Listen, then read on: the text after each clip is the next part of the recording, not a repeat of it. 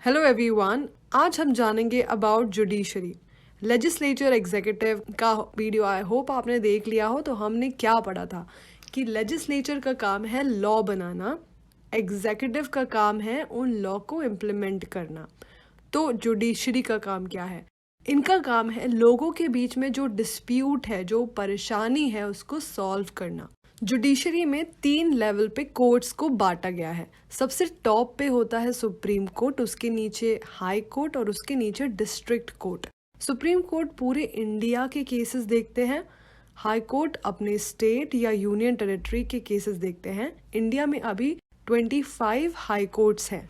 District court वो होते हैं जो कि लोकल लेवल पे लोगों के केसेस सॉल्व करते हैं। तो अगर हमें कोई परेशानी होती है तो पहले हम डिस्ट्रिक्ट कोर्ट जाते हैं। अगर डिस्ट्रिक्ट कोर्ट के डिसीजन से हमें खुशी नहीं हुई तब हम जाते हैं हाई कोर्ट। अगर हाई कोर्ट के डिसीजन से भी हमें अच्छा नहीं लगा तो हम जाते हैं सुप्रीम कोर्ट। और सुप्रीम कोर्ट का डिसीजन हमें अच्छा लगे या ना लगे, बट सुप्रीम कोर्ट का डिसीजन फाइनल होता है। इसलिए सुप्रीम कोर्ट इंडिया का टॉप लेवल का कोर्ट है। सुप्रीम कोर्ट की बात कंट्री के सारे कोर्ट्स को माननी पड़ती है। तो सुप्रीम कोर्ट किस तरह के केसेस देखते हैं? तो सबसे पहले जो मैंने आपको एग्जांपल दिया कि लोअर कोर्ट से डिसीजन नहीं अच्छा लगा तो हम सुप्रीम कोर्ट आते हैं। तो सुप्रीम कोर्ट सिटीजन्स के डिस्प्यूट को सॉल्व करती है। सुप्रीम कोर्ट देखती है जब भी कोई डिस्प्यूट होता है गवर्नमेंट का आपस में, जैसे कि सेंट्रल गवर्नमेंट का और कोई स्टेट गवर्नमेंट का, या फिर 2 स्टेट गवर्नमेंट का आपस में ही कोई डिस्प्यूट हो गया। यूल बी लाइक, क्या ऐसा होता है? क्या गवर्नमेंट आपस में भी कोर्ट जाती है? यस, ऐसा बिल्कुल होता है। तो ऐसा सिचुएशन में जब स्टेट्स इन्वॉल्व हैं, सेंट्रल गवर्नमेंट इन्वॉल्व है, तो ऑब्वियसली ऐसे केस में डिसीजन कोई डिस्ट्रिक्ट कोर्ट या हाई कोर्ट नहीं लेंगे। ऐसे केसेस सुप्रीम कोर्ट देखती है। और सपोज कोई केस है जिसमें कोई सिटीजन को गवर्नमेंट का काम अच्छा नहीं लगा, कोई लॉ अच्छा नहीं लगा, तब सिटीजन सुप्रीम कोर्ट जा सकते हैं। तो सिटीजन और गवर्नमेंट के बीच का डिस्प्यूट भी सुप्रीम कोर्ट देखते हैं। तो ये सब के बाद आपको समझ आ गया होगा कि सुप्रीम कोर्ट कंट्री का हाईएस्ट कोर्ट ऑफ अपील है। ये दोनों क्रिमिनल और सिविल केसेस में डिसीजन लेते हैं। ये दोनों क्या होते हैं? सिविल केसेस वो होते हैं जहां प्राइवेट इंडिविजुअल इन्वॉल्व है, जैसे कोई प्रॉपर्टी डिस्प्यूट हो गया या फिर डिवोर्स का। तो इसमें मतलब आपस में झगड़े का कोई कंक्लूजन निकालते हैं।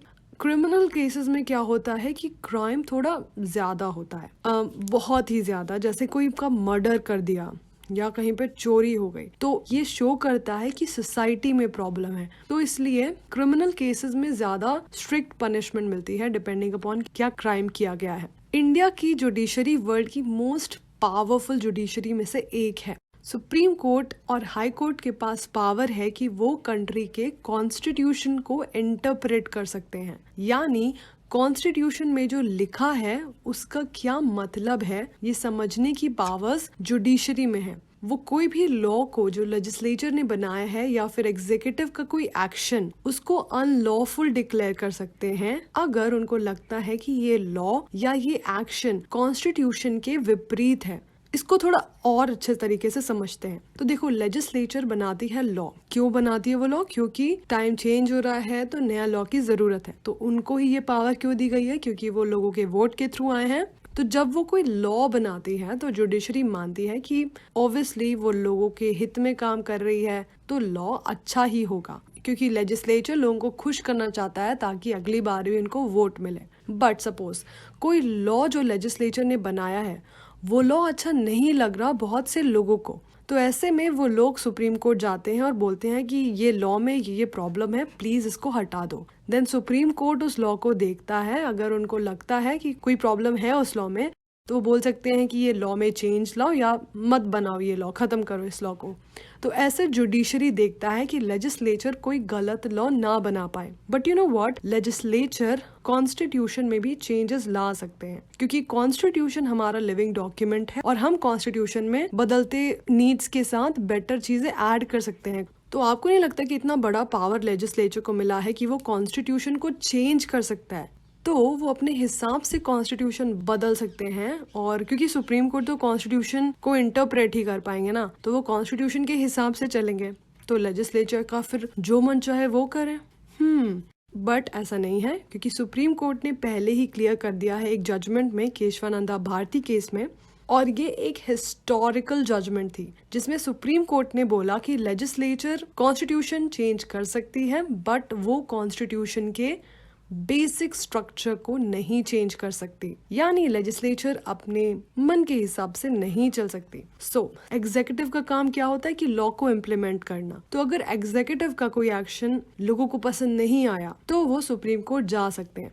जैसे हुआ कि इलीगल स्लम्स को हटा के वहां पे कोई अलग इंफ्रास्ट्रक्चर बनाना है, कोई रोड बनानी है, व्हाटएवर, तो ऐसे में सपोज उन स्लम्स को हटा दिया गया बिना लोगों को इन्फॉर्म किए हुए, तो ऐसे में वो लोग सुप्रीम कोर्ट जा सकते हैं, बोल सकते हैं कि ये गलत हुआ है, हमारे पास रहने के लिए कोई जगह नहीं है, हमें इन्फॉर्म नहीं किया गया और हमारा घर तोड़ दिया गया।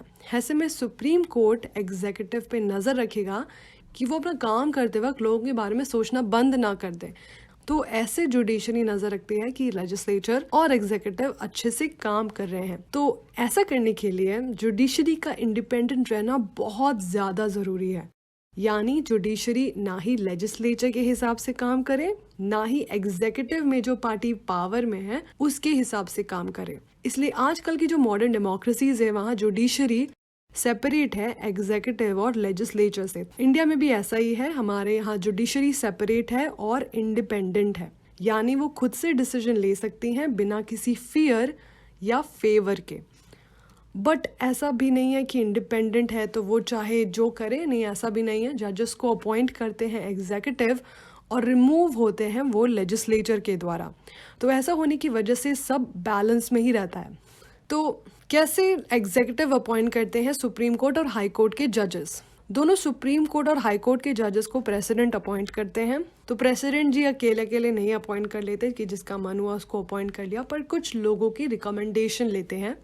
ये लोग होते हैं काउंसिल ऑफ मिनिस्टर्स और सुप्रीम कोर्ट के जजेस including chief justice of India. तो इनको अपॉइंट करते हैं एग्जीक्यूटिव और हटाते हैं लेजिस्लेचर। तो फिर अगेन ये क्वेश्चन आया दिमाग में कि जजेस उनको तो अपॉइंट कर रहे हैं एग्जीक्यूटिव, तो कैसे वो एग्जीक्यूटिव के अगेंस्ट डिसीजन ले सकते हैं और उनको लेजिस्लेचर हटा सकते हैं, तो उनके अगेंस्ट कैसे जा सकते हैं? ये भी बहुत संकट है।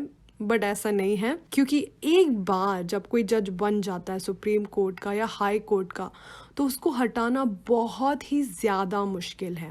ऐसा इसलिए क्योंकि ये जजेस रिमूव तभी होंगे जब लेजिस्लेचर के दोनों हाउसेस, जो लेजिस्लेचर का पार्ट है यानी लोकसभा और राज्यसभा, इन दोनों हाउसेस के 2/3 मेंबर्स वोट करें कि इस पर्टिकुलर जज को हटाओ।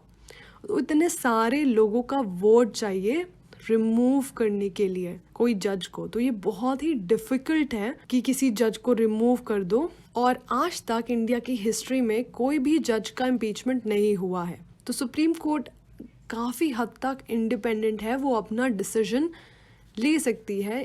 सो मूविंग ऑन, अगर हमारा कोई फंडामेंटल राइट, ये क्या होता है? ये वो राइट्स हैं जो हमें कॉन्स्टिट्यूशन से मिले हैं और गवर्नमेंट ये फंडामेंटल राइट हमसे नहीं ले सकती। चलो, अगर हमें लगता है कि हमारा कोई फंडामेंटल राइट का हनन हो रहा है तो हम सीधा सुप्रीम कोर्ट जाएंगे कि देखो क्या हो रहा है, सुप्रीम कोर्ट हमारी हेल्प करो, हमारा फंडामेंटल राइट रिस्टोर करो। तो सुप्रीम कोर्ट हमारे फंडामेंटल राइट्स को भी प्रोटेक्ट करती है। क्या होता था पहले कि जिसको प्रॉब्लम है, जिसको परेशानी हुई अपनी लाइफ में, वही सुप्रीम कोर्ट जा सकता था। बट अब क्या किया है कि अगर सपोज मैंने कोई प्रॉब्लम देखी तो मैं खुद किसी दूसरे के बिहाफ पे कोर्ट जा सकती हूँ।